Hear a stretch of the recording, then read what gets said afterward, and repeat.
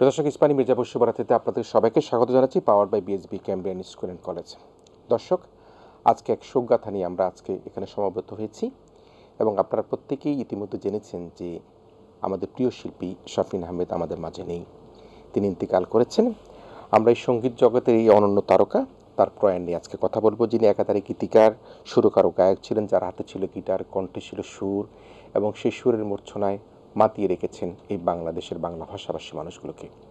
এবং আমরা দেখেছি আমাদের যে জন্মদিনের যে উপলক্ষ, জন্মদিনের শুরুটা যাকে দিয়ে, যার গান দিয়ে শুরু হতো, শুভ হোক তোমার জন্মদিন, সেই গানের সুরের স্রষ্টা, সেই গান যিনি গিয়েছেন তিনি হচ্ছেন শাফিন আহমেদ।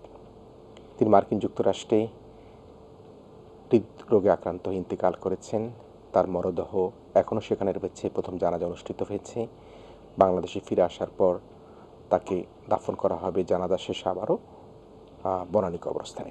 আমরা সে বিষয়ে কথা বলবার জন্য বাংলাদেশের তিনজন বিশিষ্ট ব্যক্তিত্বকে, যারা সঙ্গীত অঙ্গনে নানাভাবে তাদের বিচরণ করছেন, তাদেরকে আমরা আমন্ত্রিত হিসাবে আজকে পেয়েছি। ফিডব্যাকের প্রতিষ্ঠাতাদের মধ্যে অন্যতম মাকসুদ ও ঢাকা ব্যান্ডের প্রধান ভোকালিস্ট বিশিষ্ট সঙ্গীত শিল্পী মাকসুদুল হক রয়েছেন আমাদের সাথে। আমরা ধন্যবাদ জানাই। আমাদের সাথে আরেকজন রয়েছেন বাংলাদেশ সঙ্গীত জগতের আরেকজন অনন্য ব্যক্তিত্ব, বিশিষ্ট সুরকার ও সঙ্গীত পরিচালক ফুয়াদ নাসির বাবু রয়েছেন আমাদের সাথে। আরেকজন ব্যক্তিত্ব যিনি ব্যান্ডল পেন্টাগনের প্রধান ভোকালিস্ট এবং ইতিমধ্যে আমাদের তরুণদের মধ্যে তার বেশ জনপ্রিয়তা অর্জন করেছেন, আলী সুমন রয়েছেন আমাদের সাথে। দর্শক, আমরা প্রত্যেকেই জানি যে আমরা আজম খান, লাকিয়া খান, আয়ুব বাচ্চুকে আমরা হারিয়েছি এবং সর্বশেষ আমরা হারিয়েছি আরেকজন কিংবদন্তি শাফিন আহমেদকে। তার প্রয়াণে ব্যান্ড দলের মধ্য থেকে এবং সঙ্গীত অঙ্গনে তার দর্শক শ্রোতাদের মধ্য থেকে যে বেদনা, যে মূর্ছনা চলছে, সেটি নিয়ে আজকে আমরা কথা বলবো। এবং আমরা আজকের অনুষ্ঠানটির টাইটেল ঠিক করেছি ইস্পানি মির্জাপুর শুভরাত্রিতে বিদায় শাফিন। প্রিয় দর্শক, জানিয়ে রাখি, আপনারা প্রত্যেকত জেনেছেন যে শাফিন আহমেদ 1961 সালের 14 ফেব্রুয়ারি কলকাতা জন্মগ্রহণ করেন। তার বাবা ছিলেন কালজয়ী সুরকার কমল দাশগুপ্ত এবং মা ছিলেন নজরুল সঙ্গীতের সুর সম্রাজ্ঞী ফিরোজা বেগম। গত 25 জুলাই যুক্তরাষ্ট্রের ভার্জিনিয়া হৃদরোগ যন্ত্রে আক্রান্ত হয়ে তিনি শেষ নিঃশ্বাস ত্যাগ করেন। তার বিধি আত্মার মাগফিরাত কামনা করে মাকসুদ ভাই আপনাকে দিয়ে শুরু করতে যাচ্ছি। মাকসুদ ভাই, আমরা শাফিন ভাইয়ের কথা বলতে গেলে আসলে স্মৃতির মণিকোঠা অনেক কিছু। আমরা যখন একেবারেই তরুণ, স্কুল শেষ করছি, ঠিক সেই সময় যখন তার সেই সুর, তার গান, ঢাকা বিশ্ববিদ্যালয় থেকে আরম্ভ করে এমন কোনো ক্যাম্পাস ছিল না বাংলাদেশে, এমন কোনো বিশ্ববিদ্যালয় ছিল না, এমন কোনো কলেজ বলতে আমি ঢাকা কলেজ বলি, তিতুমির কলেজ বলি, বাংলা কলেজ বলি, ঢাকার বাইরে যত কলেজ বলি, কোথাও কিন্তু এমন জায়গা ছিল না যেখানে শাফিন আহমেদ একটিবারের জন্য সেখানে স্টেজ মাতিয়ে আসেনি। আজকে তিনি আমাদের সাথে নেই। একসাথে মিশেছেন, খেয়েছেন, ঘুরেছেন, গান করেছেন, গল্প করেছেন, আড্ডা দিয়েছেন।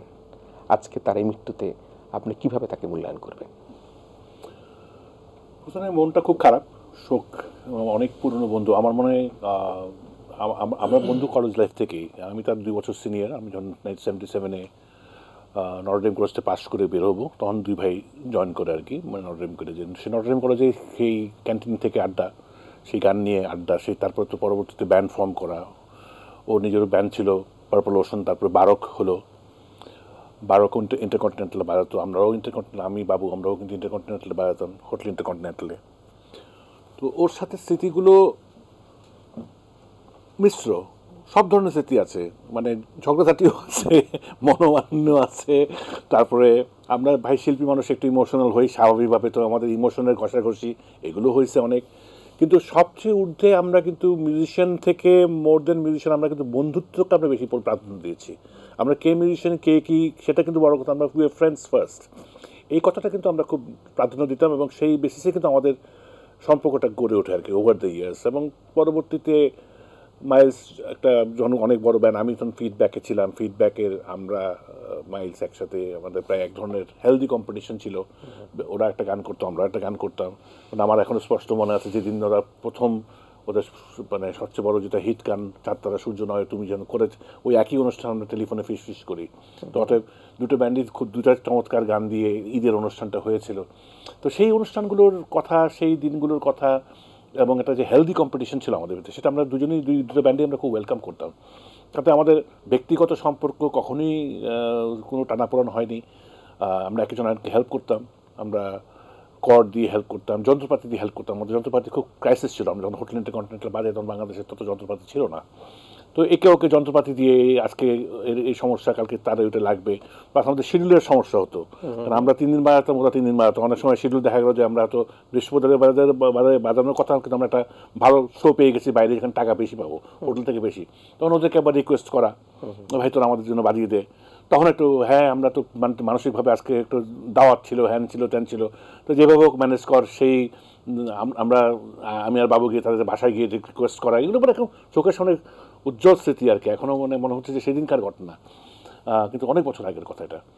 আর আমরা থিক অ্যান্ড থিন যেটাকে বলে আর কি, সব সময় সব ধরনের সম্পর্কে, ওর মা মারা গেছে, ওর সেই সময়টা তার পাশে ছিলাম, বিভিন্ন স্মৃতি।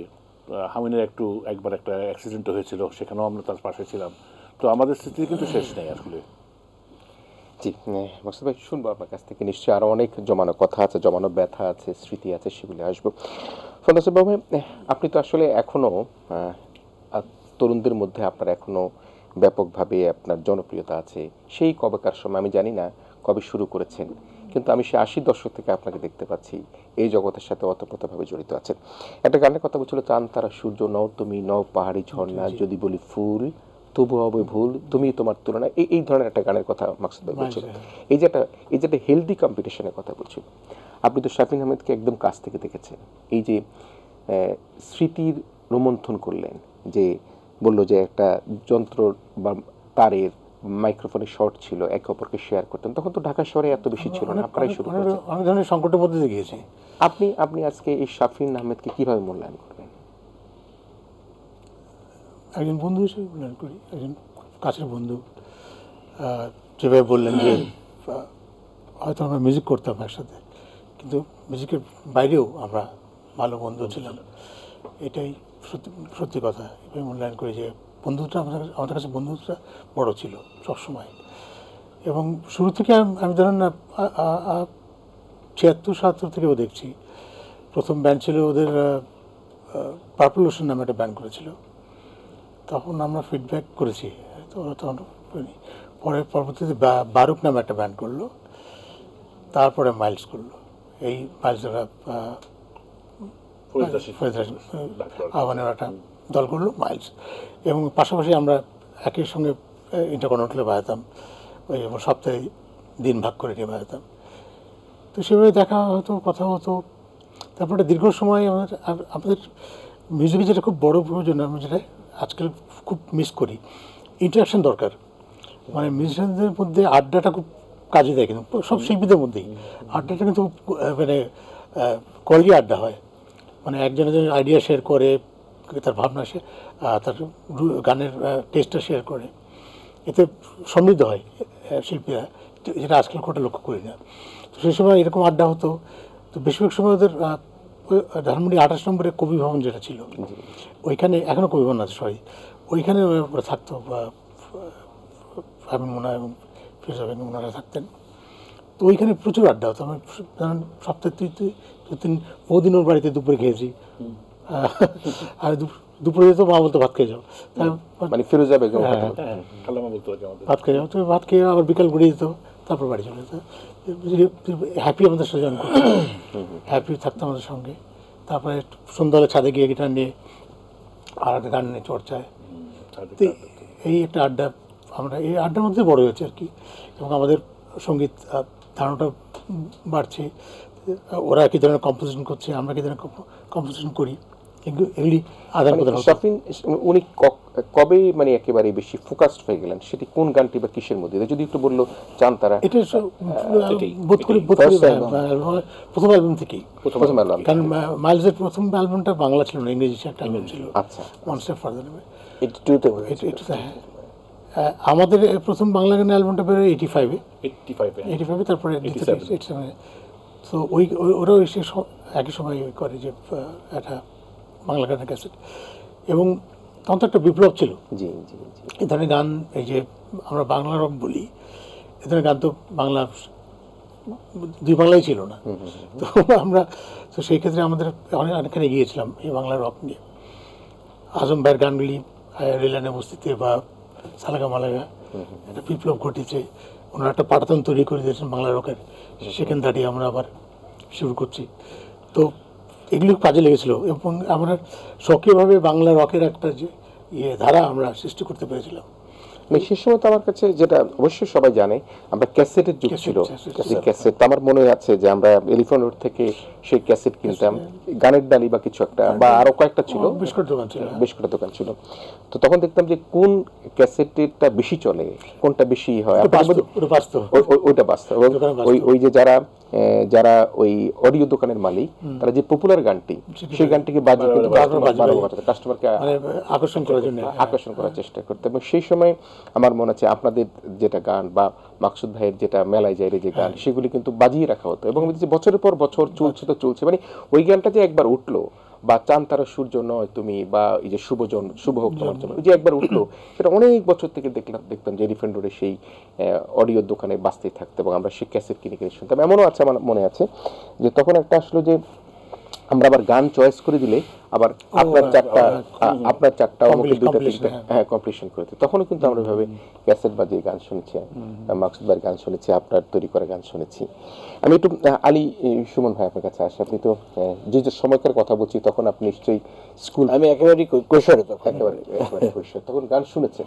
সেভাবে গান হয়তো এইভাবে স্ক্রিনে আপনি হয়তো আসেননি না, মানে জন্মগতভাবেই আমি মিউজিক্যাল সঙ্গীত পরিবারের সদস্য। আমি বলছি এখন যে অবস্থানটা, সেই অবস্থানটা একেবারে ভিন্ন, এবং তরুণদের মধ্যে আপনার গানের বেশ জনপ্রিয়তা হয়েছে। আমি যদি এভাবে বলতে চাই যে আমরা দুজনকে পেয়েছি যে খুবই শ্রদ্ধাভাজন, অবশ্যই আপনার শ্রদ্ধাভাজন, কিন্তু দুজনের যে সময়কার কথা বলছি, ইন্টারকন্টিনেন্টাল সেই সময়কার কথা, তারা আড্ডা মেরেছেন, খেয়েছেন। আপনি তো সেভাবে হয়তোবা শাফিন আহমেদকে শুরুর দিকটায় আপনি কৈশোর ছিলেন, তরুণ ছিলেন, আপনি এই প্রজন্মের একজন শিল্পী হিসাবে কিভাবে দেখছেন তাকে? আচ্ছা, মাকসুদ ভাই, বাবু ভাই যখন ওই সময়ের কথা আমাদেরকে প্রায় বলেন, তো তখন আমি খুব জেলাস হয়ে যাই, কেন আমি সময়টা জন্মালাম না। কি চমৎকার একটা সময় ওনারা কাটিয়েছেন, একটা মিউজিক্যাল একটা পরিবেশ ছিল, এই যে এতক্ষণ আলাপ করছেন, আমার গুজ বাপ হচ্ছিল। আর শাফিন ভাইকে আমি প্রথম যখন দেখলাম, ইনফ্যাক্ট মাইলসকে আমি যখন প্রথম দেখি, তখন কিন্তু শাফিন ভাই ছিলেন না। তখন আমার বয়স কত, 16-17 বছর হবে। তখন আমি হাইন ভাইকে দেখেছি, খায়েম বেস বাজাতো, মাহবুব ড্রাম বাজাতো। শাফিন ভাইয়ের নামটা আমি অনেক পরে শুনেছি, যখন উনি জয়েন করলেন 91-এ, প্রথম যখন লন্ডনে চলে গিয়েছিল, হ্যাঁ, তারপর ব্যাক করলেন। তখন যখন শাফিন ভাইকে দেখলাম, আমি ফিল করলাম যে পুরো মাইলসের টেক্সচারটা চেঞ্জ হয়ে গেল, সাউন্ড থেকে এভরিথিং, গেট আপ এবং সিঙ্গিং, ওনার যে গলার যে একটা ছাড়া ব্যাপারটা, এগুলো আমাকে খুব ভীষণভাবে অ্যাট্রাক্ট করে। তখন আমি অলরেডি একটা ব্যান্ডে আমি তখন গাই, ওই ব্যান্ডটা ছেড়ে আমি তখন নিজের ব্যান্ডটা করি, এবং তখন আমি মানে বলতে আমার এখন কোনো দ্বিধা নেই, আমি অনেকটা মাইলসের আদলেই আমার ব্যান্ডটাকে গড়েছিলাম যে এই টাইপের একটা ব্যান্ড করবো। হ্যাঁ, তো শাফিন ভাই, উনি যদিও আমাকে হাতে ধরে আনিনি, আমাকে হাতে ধরে এনেছেন এই দুইটা মানুষ, একেবারেই হাতে ধরে আমাকে এই ইন্ডাস্ট্রিতে এনেছে। এখনো মানে আমি জোর গলায় বলি যে আমি ওনাদের জন্যই বেঁচে আছি। আর শাফিন ভাই ব্যাপারটা হচ্ছে, ওনাকে দেখে এত ইন্সপায়ার্ড হয়েছিলাম, মানে হয়তো ওনার গেট আপ, সবচেয়ে ভালো লাগতো ওনার গায়কিটা, এবং ওনার মধ্যে একটা স্টারডম ব্যাপার ছিল না, এগুলো ভীষণভাবে মানে আমাকে টানতো। যে শুধু আমাকে না, আমার ব্যাচের যারা ছিল, মাকসুদ ভাই, বাবু ভাইয়ের ঠিক পরবর্তী মিউজিক্যালি যদি যে জেনারেশন ধরে, তাদের সাথে কিন্তু আমি, টিপু, ওয়ারফেজের টিপু, কমল, আমরা কিন্তু একই সাথে একদম কন্টেম্পোরারি। তো আমরা কিন্তু সবাই এই মাইলস তথা মাইলস ফিডব্যাক এবং ওনাদের একেবারে দেখে আমরা এক ব্যান্ড হাতে গিটার ধরি। আর শাফিন ভাই এমন একটা মানুষ, তারপরে যখন শাফিন ভাইয়ের সাথে ক্লোজ হলাম, এত চমৎকার একটা মানুষ, মানে এত ম্যাগনেটিক ওনার ব্যাপার স্যাপার, যে ওনাকে অনেক কিছু শেখার আছে ওনার কাছে। এবং মাকসুদ ভাই বলছিলেন যে, বাবু ভাই বলছিলেন যে এত মিউজিক্যাল আড্ডা হতো, যেটা এখন হয় না, এই আড্ডাটা এত শিক্ষণীয়। আমি ফরচুনেট যে আমি কয়েকটা আড্ডাতে মাকসুদ ভাই, বাবু ভাইয়ের বদৌলতে আমি কিছু আড্ডা পেয়েছিলাম, তখন আমি ফিল করি যে এটা আসলে একটা শিক্ষার জায়গা। মাকসুদ ভাই, বাবু ভাই, শাফিন ভাই, হামিন ভাই, নকিব ভাই, যখন ওনারা বসেন, মানাম ভাই, তখন মিউজিক্যাল যে আলাপটা হয়, এই আলাপটা আমাদের জন্য যে কতখানি ব্লেসিং, এটা আমি ফিল করি। মানে মানে আমার কাছে এটা খুব আশ্চর্য লাগতো, মানে স্মার্ট, মানে স্মার্টনেসটা, Absolutely. Dress up, getup, guitar ধরার যে মিউজিশিয়ান তা না, he was a fashion icon. Fashion icon, right. আমাদের ভিতরে the most well dressed, the most sophisticated যদি কেউ থেকে থাকে তো শাফিন আহমেদ সবসময়। তার টুপিতে নিয়ে তার চশমা থেকে শুরু করে তার টোটাল ড্রেস, মানে যে একটা লোক দাঁড়াতো, হি ওয়াজ কমপ্লিট প্যাকেজ।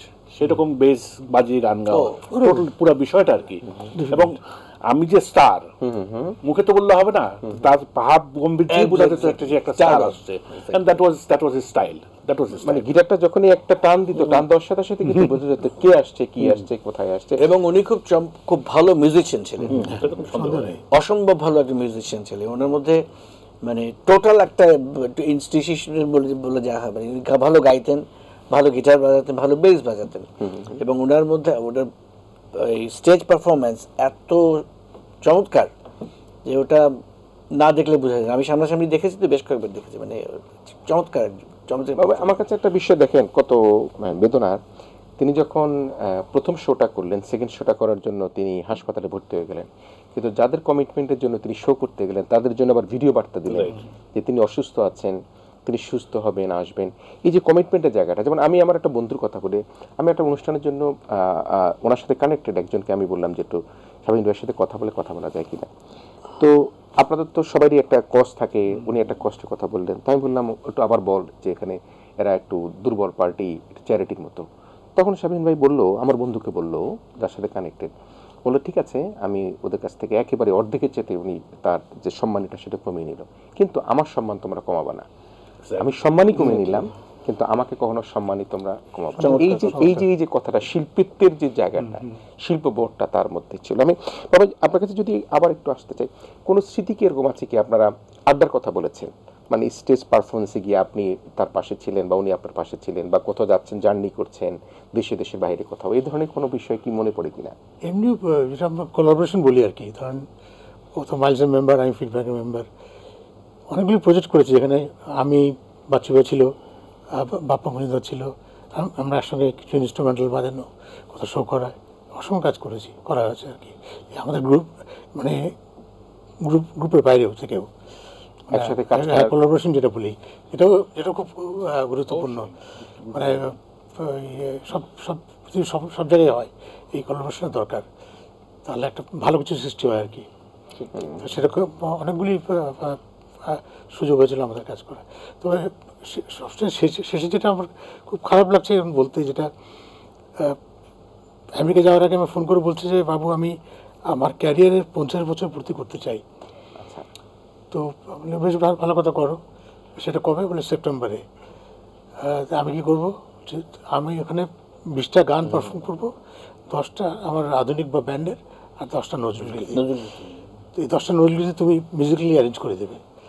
আমি অবশ্যই, কেন নয়, তুমি ঘুরে আসো, তারপর বসি। মানে কামিং সেপ্টেম্বরে, এই যে সেপ্টেম্বরে তার ক্যারিয়ারের 50 বছর পূর্তি করার কথা ছিল। এবং সেটা আপনার সাথে ফোনে আমার সাথে শেয়ার করলো আমার কাজ করে, আমি সানন্দে রাজি হইলাম। অবশ্যই আমি তো এই ধরনের কাজ আমি অবশ্যই করবো। আর তোমার গান, এই অনুষ্ঠানটা আয়োজকদের মধ্যে আমিও একজন ছিলাম। তো গতকালকে যখন সবাইকে বললাম, সবাই এত দুঃখ পেল, কারণ অনেক অ্যারেঞ্জমেন্ট হয়ে গেছে এর মধ্যে। যাই হোক, মানে আল্লাহ বিষয় কিছু করবো, পরিণতি তো আর ই করা যাবে না এখন। কিন্তু আমি নিজে খুব এক্সাইটেড ছিলাম, যেটা ভালো কিছু করা যাবে। একটা কথা আমি বলি আর কি, সেটা হলো যে আমরা পাশ্চাত্য সঙ্গীত করি, এটা নিয়ে একটা অনেকের নাকশেটকানি বিষয় ছিল, একটা ক্রিটিসিজম ছিল আমাদের। আমরা শুধু পাশ্চাত্য সঙ্গীত করিনি, আমরা ধারাগুলো তো ধরেছি, এবং ওইখানকার যে কালচারটা, ওয়েস্টার্ন মিউজিশিয়ানরা যেভাবে কাজ করে, যে বাবুজি বলো কোলাবোরেশন, এগুলো কিন্তু বাংলাদেশে ছিল খুব কম। আমাদের জেনারেশন থেকেই শুরু হয়েছে, যে আমরা মাইলস কি, ফিডব্যাক কি, এলআরবি কি, আলাদা আমরা আলাদা করে যদি অনেক সময় আমরা একসাথে মিলে করা, মানে সঙ্গীতকে জনপ্রিয় করবার ক্ষেত্রে এই যে ব্যান্ডগুলো, সেগুলো কিন্তু একটা এক্স্যাক্টলি। আর ওই আরেকটা কোভিডের সময় মনে আছে, কোভিডের সময় একটা খুবই গান আপনারা যে অনলাইনে গেলেন, অনলাইনে না, মানে নতুন নতুন কিছু ছোট ছোট ব্যান্ড, বেঙ্গল বয়েজ নামে একটা ব্যান্ড, তার সাথে আমিও গান করেছি, শাফিনও গান করে, 2বার করে। নতুনদেরকে ইন্সপায়ার করা, কারণ তখন তারা ঘরে বসে আছে, তারা কিছুই করছে না, মন মেজাজ খারাপ, তো ঠিক আছে আসো আমরা, ওরা বললো যে মাসুদ আপনারা যদি আমার সাথে জয়েন করেন আমরা খুব ইন্সপায়ার্ড হই, আমরা গেলাম। তো এই যে আমাদের যাওয়া, স্বতঃস্ফূর্তভাবে ওদের সাথে কাজটা করা, একটা ইন্সপায়ার করা একটা জেনারেশনকে, এইগুলো কিন্তু আমাদের কালচারে খুব কম আছে। আমাদের অন্যান্য শিল্পী বা অন্য হাতের শিল্পীদের ভিতরে একটু আমরা দেখি নাই বললে চলে। প্রথমে আমরা কিন্তু যখন বাবু ভাই যেটা বললো যে রেভলিউশন আমরা করেছি, আমরা রেভলিউশন শুধুমাত্র গানে না, আমাদের কালচারটাকে আমরা পরিবর্তন করেছি। যেমন আমাদের মিউজিশিয়ানদের একটা ফিউশন, একটা মানে কমপ্লিটলি। দর্শক আমরা একটা ছোট্ট বিরতিতে যাব, তবে আবারও একটু আমি দুঃখের সাথে বলি যে কামিং সেপ্টেম্বরে 50 বছর উদযাপন করার কথা ছিল শাফিন আহমেদের তার সঙ্গীত জগতে, সেটি উদযাপিত হয়নি। তবে বিরতির মধ্যেও কিন্তু আমি অনুরোধ রাখতে চাই, যেহেতু 3জন সঙ্গীত বোদ্ধা এখানে আছেন, এই 50 বছর যাতে উদযাপিত হয়, শাফিন ছাড়াই উদযাপিত হয়, সেটি প্রত্যাশা করে আমরা ইস্পানি মির্জাপুর শুভরাত্রিতে একটা ছোট্ট বিরতি নিচ্ছি। আবারও আমরা ফিরে আসব সেই সুরের মূর্ছনার, সেই সুর সম্রাটকে নিয়ে, যিনি চিরবিদায় নিয়েছেন শাফিন আহমেদের স্মৃতিকথা নিয়ে। আপনারা আমাদের সাথেই থাকবেন। ইস্পানি মির্জাপুর শুভরাত্রিতে আপনাদেরকে আবারও স্বাগত জানাচ্ছি। কথা বলছিলাম বিদায় শাফিন আহমেদকে নিয়ে, এবং আমাদের আজকের আয়োজনে কথা বলবার জন্য আমাদের সাথে 3জন সঙ্গীত বোদ্ধা এখানে উপস্থিত রয়েছেন। আমাদের সাথে রয়েছেন শিল্পী মাকসুদুল হক, রয়েছেন ফোয়াদ নাসির বাবু এবং ভোকালিস্ট আলী সুমন রয়েছেন আমাদের সাথে। আমরা 3জনের কাছ থেকে নানা স্মৃতিকথা, নানা বেদনার কথা শুনলাম, নানা বন্ধুত্ব ভ্রাতৃত্বের কথা শুনলাম। আমরা বিরতিতে যাবার আগে একটা কথা হচ্ছিল যে শাফিন আহমেদ কামিং সেপ্টেম্বরে, যে সেপ্টেম্বর আসে সেই সেপ্টেম্বরে তার সঙ্গীতের 50 বছর উদযাপন করবার কথা আমাদের ফোয়াদ নাসির বাবু ভাইয়ের সাথে কথা বলেছেন, আলী সুমন ভাইয়ের সাথে কথা বলেছেন, মাকসুদ ভাইয়ের সাথে কথা বলেছেন। সেটি আয়োজন কীভাবে হবে, কোথায় হবে সেটি জানি না, কিন্তু হয়তোবা সেই আয়োজন যদি হয়েও থাকে আমরা হয়তোবা আমাদের এই প্রিয় শিল্পীকে সে আয়োজনে পাবো না। কিন্তু আমি আয়োজনের মধ্যে দিয়ে যারা বাংলাদেশের কর্পোরেট প্রতিষ্ঠানগুলো রয়েছে, যারা সোশ্যাল রেসপন্সিবিলিটিতে অনেক কাজ করে থাকেন, যারা এই শিল্পীদের গান শুনে নিজের মুগ্ধতায় নিজকে জড়িয়ে রাখেন, তাদের কাছে একটা অনুরোধ রইল যে আজকে শাফিন আহমেদের যে সেপ্টেম্বরে তার এই সঙ্গীত জগতের 50 বছর উদযাপন করবার যে কথাটি রয়েছে, সেই আয়োজনে আপনারা আমাদের এই 3 বন্ধু সহ যারা আয়োজন করতে যাবে তাদেরকে আপনারা পৃষ্ঠপোষকতা করে সহযোগিতা করবেন, যাতে আমরা শাফিন আহমেদকে বাঁচিয়ে রাখতে পারি। আমি বাবু ভাই আপনার কাছে আবারও আসছি, মাকসুদুল হক ভাই আপনার কাছে আবারও আসছি, বাবুর কাছে পরে আসছি। যে এই যে শিল্পীদের চ্যালেঞ্জের কথা আজকে আমরা কিন্তু চিন্তা করতে হচ্ছে যে আমরা এই সেপ্টেম্বরে যে প্রোগ্রামটি করতে যাব, বা আমরা যদি পরিকল্পনা করে থাকি, একজন শিল্পীর কতখানি তার আর্থিক সক্ষমতা থাকে, তাকে তোরা সাপোর্টিং করতে হয়। তো সেই পরিকল্পনা যদি করেও থাকি, কিন্তু সেটিকে আসলে বাস্তবায়ন করবার জন্য আমাদের কী করতে হবে? না, প্রচুর কিছু করতে হয়। মানে আপনার মানে এখনকার শো তো আপনি ছোট্ট ঘরের ভিতরে করতে পারছেন না, করলে আপনার ব্যাপক বড় হল ভাড়া নিয়ে, যেখানে অন্তত 1000, 2000, 3000 লোক একসাথে বসতে পারে, সেরকম হল ভাড়া করা, সেটা একটা খরচ। স্টেজ বানাতে হবে, সেটা একটা খরচ। ব্যাকড্রপ লাগাতে হবে, সেটা খরচ। তবে টেলিভিশন ক্যামেরা, এখন তো সব কিছু অডিও ভিজুয়াল। শিল্পীদের ন্যূনতম একটা সম্মানিত থাকতেই হবে, সেটাও তো ধরতে, এখন সব ধরলে পরে কিন্তু এটা বড় একটা হিসাব হয়ে যায়। এখন আপনি অনুষ্ঠানটা কী ধরনের করতে চাচ্ছেন, কজন শিল্পীকে ইনভলভ করতে চাচ্ছেন, তার উপরে অনেক কিছুটা নির্ভর করে। এবং আমরা কিন্তু আলটিমেটলি ওই কর্পোরেট, আপনি যাদের কথা রিকোয়েস্ট করি তাদের কাছেই আমাদেরকে শরণাপন্ন হতো, এবং তারা যদি মনে করে যে এটা একটা প্রশংসনীয় উদ্যোগ, তাহলে হয়তো তারা এগিয়ে আসে। বাট ওভারঅল শো ইচ্ছা করলে কিন্তু শিল্পীরা করতে পারে না, ইচ্ছা করলে পারে না, বিকজ তাদের লিমিটেশন আছে। তো সুতরাং শিল্পীদের থেকে ইভেন্ট অর্গানাইজাররাই শোগুলো অর্গানাইজ করে, সাথে সাথে কর্পোরেশনদের যোগাযোগ আছে। এখন একটা ব্যাপক ইন্ডাস্ট্রি দাঁড়িয়েছে। একটা শিল্পী ইচ্ছা করলে কিন্তু শো করতে পারবে না, ওই তাকে ইভেন্ট অর্গানাইজার ধরতে হবে, তাকে কর্পোরেট ধরতে হবে, তাকে ভেন্যু চেক করতে হবে, পারমিশন লাগবে। সবচেয়ে বড় কথা অনেকগুলো পারমিশন লাগে। কিন্তু আমি আর্মি স্টেডিয়াম করলে একটা ব্যাপক একটা পারমিশনের বিষয়, সামাজিক কর্তৃপক্ষের কাছ থেকে। আপনি যেখানেই শো করেন, পুলিশের পারমিশন, আর সবচেয়ে বড় কথা হলো সিকিউরিটি, নিরাপত্তা। কারণ প্রত্যেকটা কনসার্টে কোনো না কোনো গণ্ডগোলযোগ হবেই, যেটা দেখা যাচ্ছে আর কি। আর কিছু লোক টিনেজ গ্যাং টিকিট ছাড়া ঢুকতে চায়। তো আমরা একটা ব্যাপক ধরনের মানে মাথা ব্যথা আর কি, একটা হেডেক হয়ে যায় এটা যদি কিছু। সুতরাং একটা শিল্পীদের পক্ষে একা করা কিন্তু সম্ভব না। মানে আমি এই প্রত্যাশার জায়গাটায় ফদাসবাবু আপনার কাছে একটু আসি, যে আমার মনে আছে যখন হ্যাপি আখান্দ মারা যায়, লাকি আখান্দ, হ্যাপি আখান্দ যখন মারা যায়, তখন আমি বোধহয় কলেজে পড়ি, খুব সম্ভব জিগাতলা বা কোথাও বাসা ছিল, আজিমপুরে বাসা ছিল। তো তার মৃত্যুর পর কিন্তু অনেক গান লাকি আখান্দ নিজে তার ভাইকে নিয়ে লিখেছে, দলই করেছে হ্যাপিটাস নামে। হ্যাঁ, হ্যাপিটাস নামে। তো আজকে শাফিন নাই, আমরা যদি কখনো তার এই সেপ্টেম্বরে না হোক, তার পরবর্তী মাসে হোক, তাকে নিয়ে যদি একটা তার শেষ ইচ্ছা পূরণ করা সম্ভব হয়। অবশ্যই হতে পারে। সেক্ষেত্রে আপনার কি কোনো পরিকল্পনা করা যায় কিনা দর্শকদের কাছে, যে আপনি নিজে একটি সৃষ্টি বা একটা কিছু করবেন, তাকে নিয়ে একটা গান, একটা সুর, একটা কিছু তৈরি করবেন? সেটা হতে পারে, অবশ্যই, কেন নয়। এবং সেক্ষেত্রে শাফিন ভাইকে আমরা ধরে রাখবার জন্য আমি যেটা বললাম যে আমরা কি করতে পারি, আমরা কি আয়োজন করতে পারি, কাদের কাছে প্রত্যাশিত, রাষ্ট্রের আমি কাছে তো এখানে একটা একটি কথা বলি, মানে শিল্পী তার নিজের গুণে কিন্তু বেঁচে থাকে, আমাদের কিছু করা লাগবে না। তার গানে বেঁচে তার থাকে। নিজের যে গান করে গেছে সেটাই। শত শত গান, একটা গান, এবং শুধুমাত্র যে শুধু সেই ব্যান্ডের গান করে তা কিন্তু না, সে কিন্তু নজরুল সঙ্গীতের কিন্তু অ্যালবাম আছে তার, তার জীবন শুনেছেন ইংরেজিতে, তার বই আছে, তার আত্মজীবনী বেরিয়েছে, তার লেখা, তার সাংবাদিকতা সে করেছে কিছুদিন, তার একটা সঙ্গীতাঙ্গন নামে একটা পত্রিকাও সে বের করেছে, আমাদের সেটা আমাদের খুব ভ্যালুয়েবল পত্রিকা ছিল, আমাদের সবাইকে নিউজ করতো। সুতরাং শাফিন আহমেদকে বাঁচিয়ে রাখার জন্য শাফিন আহমেদ নিজেই যথেষ্ট। আমরা যদি কিছু তাহলে যদি তাকে শ্রদ্ধা জানানোর জন্য কিছু জানানোর জন্য দায়িত্ব করা, আমরা তার কথা অবশ্যই করবো। না, সেক্ষেত্রে রাষ্ট্রের একটা পৃষ্ঠপোষকতা পাওয়া যায় কিনা আপনারা দেখেন সর্বক্ষেত্রে না, রাষ্ট্র আমাদেরকে কোনোদিনও আমাদের ভালো চোখে দেখেনি, আমি দুঃখিত। রাষ্ট্র আমাদের ব্যান্ড সঙ্গীতকে কোনোদিনও ভালো চোখে দেখেনি এবং কোনো রকম আমাদের সহযোগিতা বা সাহায্য করেনি। এটা একেবারেই আমি ওপেনলি বলতে পারি, এবং এটা আমাকে যদি চ্যালেঞ্জ করে আমি চ্যালেঞ্জ করে বলবো, রাষ্ট্র ব্যান্ড সঙ্গীতকে দুই চোখে টলারেট করতে পারে। আজ অব্দি আমাদের আজম ভাইয়ের মতন মানুষকে আপনারা রাষ্ট্রীয় স্বীকৃতি দিলেন না, ফোয়াদ বাবু মাসুককে আপনি যে রাষ্ট্রীয় স্বীকৃতি দিলেন, অনেক বড় বড় গুণী লোক চলে গেল, আয়ুব বাচ্চুকে দিলেন না। আজম ভাইকে আপনারা দিয়েছেন স্বীকৃতি 21 পদক, কিন্তু সেটা মুক্তিযোদ্ধা হিসেবে দিয়েছেন, শিল্পী হিসেবে দেননি। আর শিল্পী হিসেবে দিয়েও থাকেন আপনি দিয়েছে না, যেমন একজনকে দিচ্ছেন নজরুল সঙ্গীতের জন্য, একজন রবীন্দ্রসঙ্গীতের জন্য, একজন নৃত্য করার জন্য দিচ্ছেন। তো আজম ভাইকে দিচ্ছেন সঙ্গীত। কি সঙ্গীত করতেন উনি? ব্যান্ড সঙ্গীত। এই ব্যান্ড সঙ্গীত বলতেই রাষ্ট্রের খুব দ্বিধা। তো অতএব আমার কথা হলো যে রাষ্ট্রের কাছে আমি কোনো পৃষ্ঠপোষকতা চাই না। রাষ্ট্র আমাদের সাথে কোনোদিনও মতমিল হয়নি। আমরা তারুণ্যের প্রতিনিধিত্ব করি, তারুণ্যের হৃৎপিণ্ডের স্পন্দন আমরা বুঝি। আমাদের সাথে রাষ্ট্রের একটু ডিস্টেন্স আছে এই বিষয়ে। বাবা, এটি তো দুঃখের কথা এবং ক্ষোভের কথা, যে ক্ষোভটাকে কিন্তু আমি নিজে কিন্তু আত্মস্থ করি। কিন্তু একটা বিষয় তো আপনি যদি লক্ষ্য করেন যে আপনারা একটা কনসার্ট দিলেন, মেলায় যাইরে যদি গানটা দিয়ে শুরু করা হয়, সেখানে দর্শক বেশি হবে না যাদেরকে আজকে পুরস্কৃত করা হচ্ছে তাদের গানে দর্শক বেশি হবে? আমি সে তর্ক মানে আপনার অনুভূতি না যে কেন সম্মানিত হবে না, কেন? সেটাই। এবং আমাদের অবদানও তো এই দেশের মানে 50 বছরের উপরে দিলে আমাদের তো নিজের, এটা তো দেখেন, ব্যান্ড সঙ্গীতের যদি সূত্রপাত ধরেন সেটা কিন্তু মুক্তিযোদ্ধা ক্যাম্পে মেলা ঘরে, এটা আদম ভাইদের কিন্তু যদি আপনি শুরু করেন, তার আগের থেকে আছে। কিন্তু বাংলা ব্যান্ড সঙ্গীত, রক সঙ্গীত শুরু হয় কিন্তু মেলা ঘরে, মুক্তিযোদ্ধা ক্যাম্পে, এবং মুক্তিযোদ্ধারাই, আদম ভাইয়ের মতো মুক্তিযোদ্ধাই কিন্তু আগে সামনে এগিয়ে নিয়ে যায়, এবং আমরা তার পিছিয়ে আমরা মানে স্বাধীনতা পরবর্তী মুক্তিযুদ্ধের জীবনে আমরা একটা লড়াই করেছি। আমাদেরকে বিভিন্ন ধরনের অপসংস্কৃত অপবাদ দেওয়া হয়েছে, আমাদের বিভিন্ন রকম কাণ্ঠসা করে রাখা হয়েছে, কিন্তু আমরা লড়াই করে আজকে একটা জায়গায় এসেছি। এখন আমরা দাবি করছি যে রাষ্ট্রীয় স্বীকৃতি হোক, রাষ্ট্রীয় স্বীকৃতি, এবং রাষ্ট্রীয় শুধুমাত্র আমাদের না, ব্যান্ড সঙ্গীত যেটা এটা ইউনিক জিনিস বাংলাদেশ থেকে সৃষ্টি হয়েছে, বাংলা রক, এটা খুবই একটা আমাদের সাংস্কৃতিক জগতে একটা বিশাল বড় অবদান, সেটা স্বীকৃতি দিকে আমরা সেটাই চাই।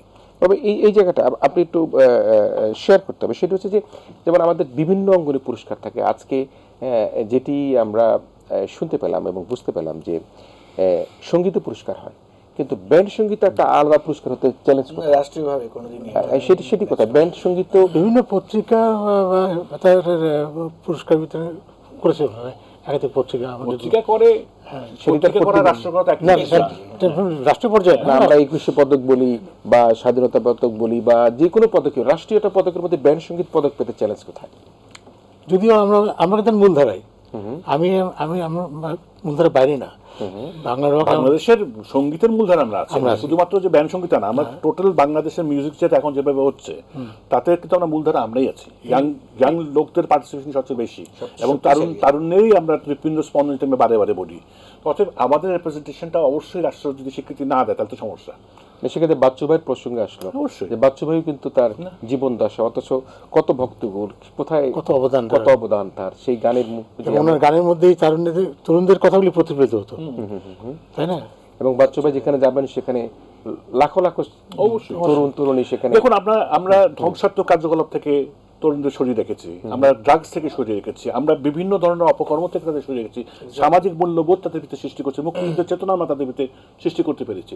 আমরা কোন দিক দিয়ে ফেল করছি? কারণ তো ফেল করিনি, আমরা তো তাদের আমাদের নিঃস্বার্থ অবদান আমরা তারুণ্যের প্রতি বাংলাদেশ সংস্কৃতি আমরা দিয়েই যাচ্ছে, কিন্তু আমাদের দিকে ফিরে তাকানোর কারো সময় নাই, এটাও সমস্যা। এখানে শেষ ছোট 1 মিনিটে বলে আমরা বিরতিতে যাই। অনেক সময় এই যে যেটি বলছিলাম যে সেপ্টেম্বর একটা আয়োজনের কথা বলছিলাম, যেটি আমি হয়তো বলেছি যে শিল্পীকে বাঁচিয়ে রাখবার জন্য তার গানই যথেষ্ট, কিন্তু তার প্রতি শ্রদ্ধা নিবেদনের জন্য আমরা কি আমাদের এই রাষ্ট্র, এই সরকার, এই পৃষ্ঠপোষকরা, এই কর্পোরেট প্রতিষ্ঠানগুলো তারা কি এগিয়ে আসতে পারে না? আমাদের প্রথম দাবি যারা জীবিত আছেন এবং যারা মারা গেছেন তাদেরকে একটা প্রপার রিকগনিশন, দিলে হবে কি আমাদের যে স্পিরিটটা বাড়বে। এখন তো আমরা কিছুই করতে পারছি না, আমাদের কিন্তু মানে আমাদের যে অঙ্গনটা একেবারে ব্যাকওয়ার্ড, আমরা কিন্তু কিছুই করতে পারছি না। মানে সামগ্রিক অবস্থা খারাপ থাকলে আমরা একেবারেই নিষ্কর্ম থাকি, যেমন এখন যেটা চলছে একেবারেই খুব খারাপ অবস্থা। তো এগুলো থেকে আমরা মুক্তি চাই। আর আসল কথা আপনি যেটা বললেন, রিকগনিশনটা রাষ্ট্রীয় পর্যায় থেকে আসলে এটা যে কত বড় একটা প্রাপ্তি হবে আমাদের, এটা আমরা মাকসুদ ভাই, আমিন ভাই, বাবু ভাই, আমরা বহুদিন ধরে চেষ্টা করছি, বহুবার করে আমরা কন্ট্যাক্ট করার চেষ্টা করেছি আমাদেরকে, কিন্তু কেন জানি একটা অ্যালার্জি। শুধু আমাদের জন্য না, পরবর্তী প্রজন্ম তো আসবে, তারা কি দিকে আসবে? কারণ নতুন তো জেনারেশন অন্তত আমাদের পর 4-5 জেনারেশন মিউজিক করে আসতেছে এবং খুব ভালো কাজ করছে, ভালো এবং খুব ভালো সঙ্গীত আছে। কিন্তু তো এরা কি দিয়ে ইন্সপায়ার্ড হবে যদি রাষ্ট্র তাদের স্বীকৃতি না দেয়? তাতে হবে কি রিকগনিশনটা দিলে মেধা তৈরি হবে। এখন কিন্তু মেধা তৈরি হচ্ছে না, রাইট। মেধাটা তৈরি করতে রিকগনিশনটা দরকার। এটা আমাদের জন্য একটা বিরাট বড় প্রাপ্তি হবে যদি আমরা রাষ্ট্রীয়ভাবে একটা স্বীকৃতি পাই। জি দর্শক, আমরা আবার একটা বিরতি যাচ্ছি। এই বিরতির মধ্যে আমি আবারও একটা কথা বলছিলাম যে বিরতির আগে, সেটি হচ্ছে যে আমরা কিভাবে এই শ্রদ্ধা জানাতে পারি, কিভাবে আমরা আমাদের যে ভালোবাসা সেটি জানাতে পারি। একজন শিল্পীকে বাঁচিয়ে রাখবার জন্য তার গানই যথেষ্ট, কিন্তু শাফিন আহমেদকে শ্রদ্ধা জানাবার জন্য আমরা তার যে 50 বছর সেটি পালন করবার জন্য আমরা একটা দাবি তুলেছিলাম বিরতির পূর্বে। কিন্তু এখন আরেকটা দাবি তুলছি, সেটি হচ্ছে গিয়ে আজকে যারা অনুষ্ঠান দেখছেন, রাষ্ট্রের যারা বড় বড় জায়গায় আছেন, সরকারে রয়েছেন, ব্যান্ড সঙ্গীত শিল্পীদেরকে আলাদাভাবে, রাষ্ট্রীয়ভাবে, সরকারিভাবে কীভাবে সম্মানিত করা যায় সেই বিষয়টি বিবেচনা রাখবার জন্য আজকে এই বিদায় শাফিন আমাদের অনুষ্ঠানে আপনাদের কাছে নিবেদন করে আমরা একটা ছোট্ট বিরতিতে নিচ্ছি। বিরতির পর আমরা আবার এই শাফিনের স্মৃতিকথা নিয়ে ফিরে আসবে। প্রিয় দর্শক, আপনারা আমাদের সাথেই থাকবেন। পানি মির্জাপুর শুভরাত্রিতে আবারও ফিরে এসেছি। আমরা শোকগাথা নিয়ে কথা বলছিলাম এবং বিদায় নিব কিন্তু এই শোক নিয়ে, সেই শোকের আয়োজন যাকে নিয়ে, তিনি শাফিন আহমেদ আমাদের মাঝে নেই। আমরা দেখেছি তার মৃত্যুর পর ভার্জিনে একটা বড় জানাজা হয়েছে, প্রায় 2 থেকে 3 হাজার মানুষ সেখানে জড়ো হয়েছিল এবং তার লাশ দেশে ফিরিয়ে এনে তাকে বনানী কবরস্থানে দাফন করা হবে। আমি এই বিষয়টা একটু জানতে চাই, আসলে পুরোপুরি সংবাদ আপনার কাছে আছে কিনা, কিভাবে কি হচ্ছে, কিভাবে তার লাশ আপাতত মানে যেটা আমরা প্রাথমিকভাবে যেটা জেনেছি, পরিবার থেকে একটা স্টেটমেন্ট বোধহয় অলরেডি আসছে বা এসে যাবে কিছুক্ষণের ভিতরে। তো প্রাথমিকভাবে যেটা জেনেছি, তার মরদেহ আসছে সোমবার 29 জুলাই 5:30টার দিকে পৌঁছাবে। কারফিউর সময় বাংলাদেশ এয়ারপোর্ট থেকে ছাড়াতে সময় লাগে, তো রাতে রাখা হবে। 30 জুলাই মঙ্গলবার জোহর বাদে আজাদ মসজিদ গুলশান 2-তে নামাজ জানাজা হবে। তারপর পরবর্তীতে তাকে বনানী গোরস্থানে তাকে দাফন করা হবে, তার বাবার কবরতে তাকে সমাহিত করা হবে। আর কুলখানি শুক্রবারে অগস্টের 2 তারিখে গুলশান কমিউনিটি মসজিদ, যেটা বনানী কবরস্থানের ঠিক পাশে সংলগ্ন, সেখানে হবে। এই আপাতত এগুলো সব প্রাথমিকভাবে বলা হচ্ছে এবং এটা হয়তো কিছুটা হালকা হতে পারে, এই বিষয়টি হতে পারে, কিন্তু আপাতত যেটা জেনেছি, মানে হামিন কাছ থেকে যেটা জেনেছি, এটি প্রাথমিকভাবে এটি তারা নির্ধারণ করেছে আর কি। তার মানে মোটামুটিভাবে আগামীকালকে হয়তো আমরা জেনে ফেলতে পারবো আসলে পুরোপুরিভাবে পুরো পিকচার। কারণ ওখানে লাশটা আজকে রাতে, মানে ওদের আজকে রাতে, মানে আমাদের আগামীকাল সকালে লাশ ফ্লাইটে উঠবে। তো যখন ফ্লাইটে উঠবে নামার পর, এখন ফ্লাইটেরও টাইমের বিষয় টিছু আছে, সব মিলিয়ে আমরা কালকে না পরশুদিন দুপুরের ভিতরে আমাদের কাছে পুরো পিকচারটা ক্লিয়ার হয়ে যাবে আশা করছি। জি, আমরা একেবারে শেষ মুহূর্তে জানবো ভাই, একেবারে শেষে এসে আপনি কি কোনো বিশেষ কোনো কথা আছে কিনা যেটা আপনি আমাদের এই বিদায় যাকে জানিয়েছি, যাকে দাফন করা হবে, যাকে হয়তোবার কখনো ছুঁয়ে দেখতে পারবো না, কাছ থেকে দেখবো না, স্মৃতিতে যাকে রোমন্থন করবো, শাফিনকে নিয়ে আপনার কোনো বিশেষ মূল্যায়ন আছে কিনা? আসলে গুছিয়ে বলাটা আমাদের খুব মুশকিল এই মুহূর্তে। আবেগ মানে আমি খুব বেশি আপ্রায়িত হয়ে পড়ছি এই কথাগুলি বলতে, যে দীর্ঘদিনের বন্ধু আমার আগে চলে যাচ্ছে, আমাদের বয়স ছোট। সরি, আমি কিছু বলতে পারছি না। প্রিয় দর্শক, আমরা খুবই দুঃখিত এবং আমরা নিজেরা খুব বেদনাহত। বন্ধুর জন্য, অনুজের জন্য ভালোবাসা। ফুয়াদ নাসির বাবু তার অশ্রু জল দিয়ে সেটি শ্রদ্ধা জানাচ্ছেন, ভালোবাসা জানাচ্ছেন। আমরাও খুবই মর্মাহত। হয়তোবা আমরা তাকে পাবো না, কিন্তু তার স্মৃতিকে আমরা ধরে রাখবার জন্য সর্বাত্মক চেষ্টা করব। আমি আলী সুমন বা আপনার কাছে আসি এবং শেষ মুহূর্তে আমি নিজেও অশ্রুসিক্ত হয়ে গেলাম। আপনি কি একটু আমাদেরকে এই আমাদের আয়োজনের একেবারে শেষে এসে এই শিল্পীর জন্য, এই শিল্পীর স্মৃতিকে আরেকটু বেশি আমাদের কাছে ধরে রাখবার জন্য আমাদের এই ইস্পানি মির্জাপুর শুভরাত্রিতে তার একটি দুটি গানের লাইন কি পরিবেশন করতে চান কিনা, বা আপনার নিজের কোনো বিশেষ ইচ্ছা আছে কিনা? না, শাফিন ভাইকে শ্রদ্ধা, এবং এরকম শিল্পীর মৃত্যু নেই এটা আমি বিশ্বাস করি। উনি নিজেই ওনার ওনার কৈশোর সময় ওনার যে আবির্ভাব আমাদের কৈশোরের সময়, ওনার গান এবং উনি নিজেই যে ইম্প্যাক্টটা আমাদের লাইফে দিয়েছে সেটা আমরা ধরে রাখতে চাই। মানে আমাদের জেনারেশনটা এবং পরবর্তী জেনারেশন ধরে থাকুক। শাফিন ভাই একটা একটা পাওয়ার আমাদের আমাদের আমাদের জনরায়, আমাদের প্যান মিউজিকে, এবং এটা থাকুক, থাকবে। তার একটি গানের কোনো কিছু আপনি কলি টলি? শাফিন ভাইয়ের সবচেয়ে গান যদি করতে হয় তাহলে ওনার প্রথম যে সবচেয়ে বিখ্যাত গানটা, যেটা প্রথম প্রেমের মতো, আমি একটু করার চেষ্টা করছি কিন্তু আমার গলা জড়িয়ে আসতে পারে, আমি একটু ইমোশনাল হয়ে গেছি। সেই গানটা প্রথম প্রেমের মতো।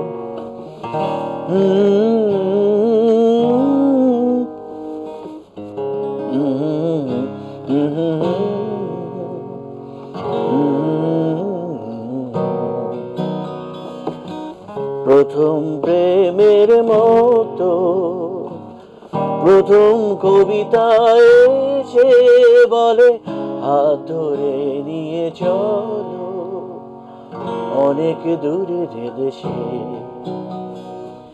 প্রথম প্রেমের মতো প্রথম কবিতায় সে বলে, হাত ধরে নিয়ে চলো অনেক দূরের দেশে।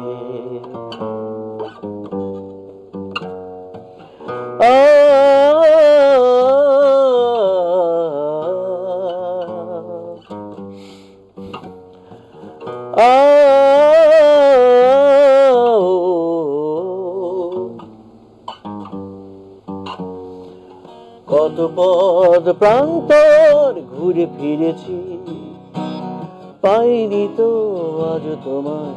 ও কত পথ প্রান্তর ঘুরে ফিরেছি, পাইনি তো আজ তোমায়। ও সেই পথ চলার শেষ হলে কাছে এসে যেও বলে, এই তো আমি, এই তো আমি। প্রথম প্রেমের মতো প্রথম কবিতায় সে বলে, হাত ধরে নিয়ে চল। আমরা আপনার কাছে শুনলাম, এবং নিশ্চয়ই শুধু এই গানটি নিয়ে আর অনেক গান নিয়েই তিনি বেঁচে থাকবেন আমাদের মাঝে। আমরা বেদনার সাথে আজকের অনুষ্ঠানটি শেষ করব। তবে মাকসুদ ভাই, যেটি আমি বিরতির মধ্যে বলেছিলাম, শিল্পীর গান শুনি, শিল্পী নিয়ে অহংকার করি, কিন্তু শিল্পীর পিছনে আমরা বিনিয়োগ করতে চাই না। শিল্পীকে আমরা সেভাবে, একটি তো রাষ্ট্রীয় পুরস্কার সম্মানের কথা আসলো, কিন্তু আমি নিজে ভারতে 2-4টি অনুষ্ঠানে গিয়েছি এবং অনেক অনেক অনেক বড় বড় অনুষ্ঠানে গিয়েছি। তো আমাদের বাংলাদেশের সাথে ভারতের শিল্পীদের মর্যাদা, সম্মান, সেখানে কিভাবে আপনি শেষ করবেন? এবং আমরা শেষে যদি বলি যে আমাদের শিল্পীদেরকে আরও কিভাবে আত্মসম্মান বোধ, আরও কিভাবে তাদেরকে সমৃদ্ধ করা যায়? ভারতের সাথে আমাদের তুলনা হয় না, কেন ওদের শিল্পীদের সাথে যে একটা মানে ওরা রাজনৈতিক চিন্তা চেতনা যাই করুক, ওদের সঙ্গে সংস্কৃতিটা খুব স্ট্রং। মানে একটা সময় ছিল যে পশ্চিম মানে ভারতীয় সংস্কৃতিতে এখন সারা বিশ্বে তো, এবং সেটা হয়েছে শুধুমাত্র যে শিল্পীর নিজের চেষ্টা, তাদের গভর্নমেন্টের অবদান আছে, প্রাইভেট সেক্টরের অবদান আছে, সব মিলিয়ে। কারণ ভারতীয় সঙ্গীত, হিন্দি সঙ্গীত চতুর্দিকে, কারণ বাংলা সঙ্গীত তো কিন্তু একই রকম অবস্থা, রমরমা অবস্থা। মানে যদিও সেটা আমাদের থেকে অনেক পরে শুরু হয়েছে, কিন্তু বাংলা রক্ত শুরু হয়েছে, ভালো ভালো ব্যান্ডস আছে কলকাতায় বা পশ্চিম বাংলায়। তো আমাদের দিকটা হলো এইভাবে যে বাংলা গানের ক্ষেত্রে কিন্তু আমরা কিন্তু পশ্চিমবঙ্গ থেকে অনেক এগিয়ে আছি। ভারতের অনেক অনেক জায়গা থেকে আমাদের সঙ্গীত কিন্তু অনেক অনেক উন্নত, হিন্দি গানের থেকে অনেক উন্নত আমাদের বাংলা গান, আমি জোর গলায় বলতে পারি। কিন্তু এই বিষয়গুলো বিচক্ষণতার সাথে স্টাডি করার মতন ক্যাপাসিটি আমাদের বাংলাদেশের সাংস্কৃতিক অঙ্গনে অন্তত লোক নেই। আর আমাদের মন্ত্রণালয় একটি আছে, সেটা শিল্পীদের সাথে খুব খুব ডিস্টেন্স মেনটেন করে, সব কিছু, আর আমাদের সাথে একেবারেই ডিস্টেন্স। তো ওই মাঝে মধ্যে আমরা শিল্পকলার সাথে একটু মিটিং করি, আমাদের মেধাসত্ত্ব অধিকার নিয়ে আমরা কাজ করে যাচ্ছি, যদিও খুব একটা, কিন্তু তাও আমাদের রাষ্ট্রের একটু কপিরাইট বোর্ডের আমরা একটা সহায়তা পাচ্ছি, সেটাই আমাদের কাছে অনেক সুক্রিয়া। কিছু আমি একটু ইন্টারাপ্ট করি, হয়তোবা শাফিনের মরদেহ, শাফিন আহমেদ মরদেহ যখন আসবে ভাই, তখন হয়তো সরকার বা রাষ্ট্রীয় পক্ষে জানাজা হতে কেউ যাবে, সেখানে মাইক্রোফোনে আমরা শুনবো তার শিল্পী সত্তাকে বাঁচিয়ে রাখার জন্য সরকারের পক্ষ থেকে যা যা করা দরকার আমরা সবই করব। কিন্তু আমরা ইতিপূর্বে দেখেছি বহু শিল্পী তারা মৃত্যুবরণ করেছেন, কি করেছেন আমি জানি না, কিন্তু আমি মনে করি যে শাফিন আহমেদ না, আমাদের শিল্পীদেরকে, শিল্পী সত্তাকে মর্যাদাশীল জায়গায় রাখা হয়, সেটি কিন্তু রাষ্ট্র, সরকার সকলের প্রতি আমাদের একটা দায়িত্বশীল ভূমিকা পালন করতে। আমরা বাবা আপনাকে দিয়ে শেষ করতে চাই, যদি আর কোনো কিছু থাকে যেটি আমাদের দর্শকদের বলবেন কিনা, যে আমরা শাফিন আহমেদকে হয়তোবা তাকে জানাজার পরে দাফন করব, তিনি আর আসবেন না আমাদের কাছে, কিন্তু আপনি আরেকটু শেষ বিশ্লেষণটা করবেন কিনা শাফিনকে নিয়ে? শুধু শাফিন আহমেদ নয়, সব যে কোনো শিল্পীর বেলায় যেটা বলুন মাকসুদের প্রযোজ্য। এবং শাফিন আহমেদ যে গানগুলি রেখে যাচ্ছেন, আমরা যেন সেটা মূল্যায়ন করতে পারি এবং ভবিষ্যৎ প্রজন্মের জন্য সংরক্ষণ করতে পারি, এটা গুরুত্বপূর্ণ। আমার একটা ছোট্ট কথা ছিল এখানে, যদি যোগ করতে পারি বাবুয়ের সাথে, সেটা হলো যে শাফিনের গান ছাড়া কিন্তু অনেক গুণ ছিল আর কি। তার কিন্তু একটা আত্মজীবনী বেরিয়েছে এই তার জন্মদিন, এই বছর 12ই ফেব্রুয়ারি বলেন তো। তো তার আত্মজীবনীটা পড়লে পরে আপনারা, আমি তার ভক্তদের বিশেষ করে বলবো, তার গান শুনে কিন্তু যদি এটা পড়েন, তার ওর স্ট্রাগলটা, তার পুরো জীবনের স্ট্রাগলটা, সে কেন এই সময় সে বইটা লিখতো এবং কী কারণে লিখতো জানি না, কিন্তু হঠাৎ করে একটা সে বই এই গত ফেব্রুয়ারি মাসে সে দিয়ে গেছে আমাদের। তো সেই বইটি আমি হাতে এখনো পাইনি, আমাকে দেওয়ার কথা ছিল, আমি তাড়াহুড়োতে নিতে ভুলে গেছিলাম, কিন্তু আমি নিজেও পড়িনি, কিন্তু আমি এটা পড়বো। কিন্তু আমি মনে করি তার মিউজিক্যাল ক্যালিবার, তার নিজস্ব তার ভাবনা, তার স্ট্রাগলটা, সে কীভাবে কী করেছে না করেছে, খুঁটিনাটি সব কিছুই দেওয়া আছে। আমি তার ভক্তদের বলে ওনারা শাফিন আহমেদের আত্মজীবনীটা আপনারা সংগ্রহ করেন। শেষ কিছু বলবেন কিনা, যুক্ত করবেন কিনা? শেষ কথা বলবো যে মানে এই শিল্পীর, এরকম শিল্পীর মৃত্যু নেই, এবং যারা জীবিত আছেন তাদেরকে যেন প্রপার সম্মাননা এবং রিকগনিশনটা রাষ্ট্রীয় পর্যায় থেকে আসুক। অনেক দেখেছি, অনেক দুঃখ আমরা সয়েছি, আর দেখতে চাই না। মাকসুদ ভাই আজকে জোর কণ্ঠে বললেন, এটা আমার মনে হয় এটা পাবার সময় হয়ে গেছে আমাদের। এই সম্মাননা এবং এই প্রাপ্তিটা আমাদের খুব খুব প্রয়োজন হয়ে গেছে। দর্শক আপনারা শুনলেন, এবং অনেক দুঃখের মাঝেও কিন্তু অনেক কষ্টের কথাও ছিল, যে কষ্টগুলো আসলে সরকার, রাষ্ট্রের কাছ থেকে হয়তো আজকে এই শাফিন আহমেদের এই বিদায় অনুষ্ঠানে আমরা হয়তো শুনেছি। আমরা বিদায় শাফিন নামে এই শিরোনামে অনুষ্ঠানটা আমরা হয়তো শেষ করব, কিন্তু শাফিন আমাদের সকলের মাঝে বেঁচে থাকবেন, শাফিন আহমেদ বেঁচে থাকবেন, তার গান বেঁচে থাকবে, তার যে জীবন গাথাগুলো সেগুলো আমাদের কাছে বেঁচে থাকবে। তবে সে বেঁচে থাকবার জন্য কিন্তু আমাদের একটা শ্রদ্ধাবোধের জায়গা তৈরি করতে হবে, শিল্পীর সম্মানকে আরও সম্মানিত করতে হবে। সে কারণে আমি আবারও প্রত্যাশা করছি আজকে যে 3 জন গুণী ব্যক্তিত্ব এখানে আছেন, তাদের সহযোগিতা করবার জন্য আমরা শাফিনের যে সেপ্টেম্বরে তার 50 বছরের যে সঙ্গীত জীবনের একটা উদযাপন করবার যে আয়োজনের পরিকল্পনা শাফিন আহমেদের ছিল, সেই পরিকল্পনা যাতে বাস্তবায়িত হয় তার জন্য সরকারি, রাষ্ট্রীয়, বেসরকারি, কর্পোরেট প্রতিষ্ঠানগুলো প্রত্যেকে এগিয়ে আসবেন এই প্রত্যাশা করছে। এবং শেষে আজকে বারবার একটা গানের কথা আসছিল, চাঁদ তারা সূর্য নও তুমি, নও পাহাড়ি ঝর্ণা, যদি বলি ফুল তবুও ভুল, তুমি তোমার তুলনায়, এই ধরনের একটা গানের কথা ছিল যে গানটি দিয়ে শাফিন তার প্রথম ক্লিক করেছিল। তার আগে অনেক গান গেয়েছেন এবং আমরা যেটা বলি যে